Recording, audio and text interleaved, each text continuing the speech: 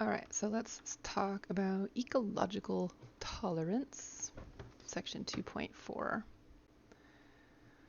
So the big idea here is that the range of conditions of an organism can survive um, before injury or death. So how much or how little of something can an organism have in its life before it hurts it or kills it? So when we talk about the range of conditions, they're always abiotic conditions, so not biotic factors. So stuff like sunlight, pH, the temperature, the salinity levels, the dissolved oxygen. So species can survive with the correct amount and flourish, or they can have a lot of the factor and not flourish as well, or not enough of the factor and not flourish as well, or they can have too much and die, or not enough and die. So this graphic is a really great graphic because it talks about salinity, how salty is the water. So down on the bottom, drinking water has hardly any salt in it, zero point 0.1 part per thousand. That's very little salt. So freshwater systems. Um, then we get to places like seas, and they have a little bit higher levels of water. They're not quite salt water, but they're not exactly fresh water, so we call it brackish water. Places like estuaries, the mangroves, the swamps, these have some salt, but not as much as like the ocean. And then we get to saline water, which is the seawater, the salt lakes, and they're about 3% water. Or sorry, 3% salt. And then we get to briny water, places like the Salton Sea, where it's very, very salty. Salton Sea, the Great Salt Lake, where it's just very, very briny pools of lots and lots and lots of salt, where not much can survive there. In Africa, this is where flamingos are, and the very briny water. It's got a high pH. Not much can survive there except for the flamingo and the shrimp that live there. So we're going to come back to this term, limiting factors. So in the past, we've talked about phosphorus being a limiting factor. So let's review what that means. And it can be any factor, any of those things. So whatever is responsible for deciding if something is going to grow or reproduce. And if there's unlimited supplies of this factor, then the organism's going to keep growing and keep reproducing. So the one way that population stays in check is because of these limiting factors. So it keeps populations under control. The numbers in the populations. What's happening? Keeps populations under control so they don't grow too big. So these limiting factors, they could be physical, like temperature and light. They could be chemical, like phosphorus and nitrogen, or they could be biological, like a competition. So, and in different times, in different places, in different points in the organism's life, it might be a different limiting factor that's keeping a check on the population. So it's not always just temperature of water. It's not always just sunlight or pH or whatever the factor is. And then the other important thing is this right here. Too much or too little of that biotic factor, any abiotic factor, can limit or prevent the growth of the population in the species. So this, again, is why the populations are kept under control and we don't have bajillions and bajillions of different kinds of species. It's because of limiting factors.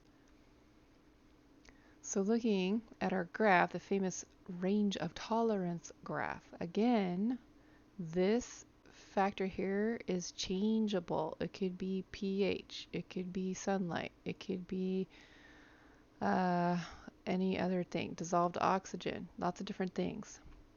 So again, this optimum range is, when it's optimum, we have high levels of population, high population. And so this line is telling us no population, high population, down to no population. So when everything's optimal, we have the most population of that species we could possibly have. When it gets a little higher or a little lower, it's stressful. The physiological stress on the organism's body makes it unable to reproduce and survive as well. So we have fewer organisms surviving. So right here, fewer numbers in population. Right here, fewer numbers in population. And then if we have none of this factor or too much of this factor, we have this intolerance where nobody survives. It's zero population from this graph. So it's important you understand this graph very well. This is a cartoon version of it. So if we have just the right amounts of it, everybody's happy. If we have a little too high or a little too low, everything's kind of stressed out, but sort of surviving. But if there's too much, it's lethal, it's deadly. No one's going to survive. So a lot of times this is fish. This is for any animal. It could be a butterfly. It could be a human.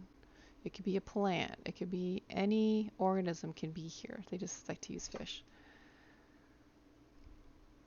Here it is with no animals, so you can kind of see what's going on. Everything very clearly labeled. So again, when it's down here, no population. There's zero organisms at the extremes. There's very few organisms in the stress zone. And in the optimum zone, we have the most amount of organisms. They're very abundant. So again, too much of it, too little of it, whatever this is. And you can fill in the blank with whatever we're looking at. So these conditions, the range of tolerance can be applicable to an entire species, like plankton can only survive in certain temperatures or certain pH, or an individual. Some individuals could survive a little bit better in certain conditions than other individuals. Some people survive better in heat than other people. So looking at the heat index, what the actual temperature is versus the humidity makes the temperature feel hotter than it really is. So for example, if it's 88 degrees out and low humidity, it feels like 88 degrees out. But the more moisture in the air, the hotter it feels. So it's 88 out, but in high humidity, it might feel like 100 or 120. And people die in the mid 120s. So even though it's only 90 out, if it's really humid, it could be in the danger zone and people could get heat stroke and they can die. Their internal core temperature rises. Some individuals tolerate it better than others. So their individual range of tolerance would be a little different than another person's individual range of tolerance. And that's true throughout other species as well. Tolerance also can change over the lifetime of the individual. So here's a steelhead salmon. It's born in freshwater, no salts, and it makes its way down through brackish water and into the sea to salty water. And this animal is able to adapt to living in these different levels or different concentrations of salt over its lifetime. So sometimes tolerance can change for certain things. Think about me. I used to have my headphones on really loud, and now I can't do loud music. It gives me a headache. My tolerance for that has changed over time. All right, so in summary, remember ecological tolerance is the range of abiotic conditions, non-living factors, that an individual or species can tolerate. Organisms do not thrive or do well in the zone of physiological stress. So we're not getting optimal survival there. And organisms are going to die in the zone of intolerance, which is at the very ends of that graph we looked at. So hope that helps you study this part of APES.